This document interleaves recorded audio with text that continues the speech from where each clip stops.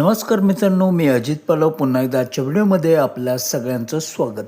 तर आताच्या घडीची महत्त्वपूर्ण अपडेट म्हणजे राज्य कर्मचाऱ्यांना 58% दराने 3% DA वाढ करण्यात आली आहे. तर याबाबतची संपूर्ण आणि सविस्तर माहिती आपण आजच्या व्हिडिओमध्ये पाहणार आहोत. तत्पूर्वी आपणा सर्वांना नम्र विनंती, चॅनलवर नवीन असल्यास अशा नवनवीन अपडेट करता चॅनलला सबस्क्राईब करून घ्या, बेल आयकॉन प्रेस करा.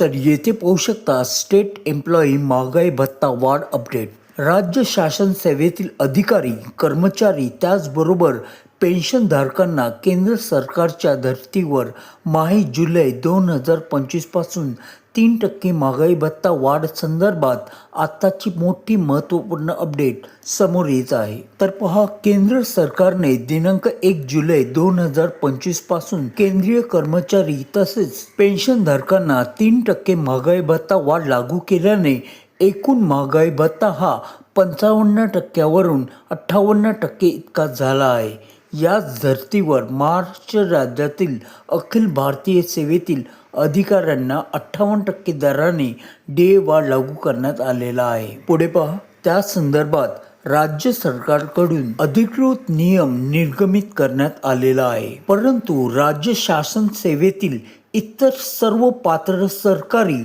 निमसरकारी, जिल्हा परिषद त्याचबरोबर पेन्शनधारकांना महागाई भत्ता वाढ अद्याप बाकी आहे.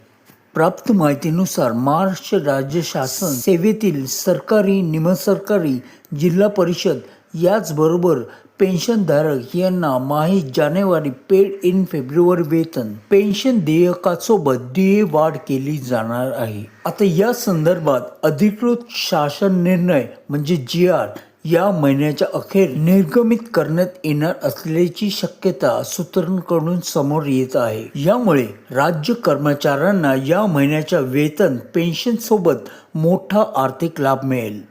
याबाबतचा ज्या वेळेला GR येईल तुमच्यापर्यंत पोहोचवला जाईल. त्याकरिता आपल्या चॅनलला सबस्क्राईब करून घ्या, बेल आयकॉन प्रेस करा. पुन्हा भेटू एका नवीन अपडेट्ससह. तोवर काळजी घ्या.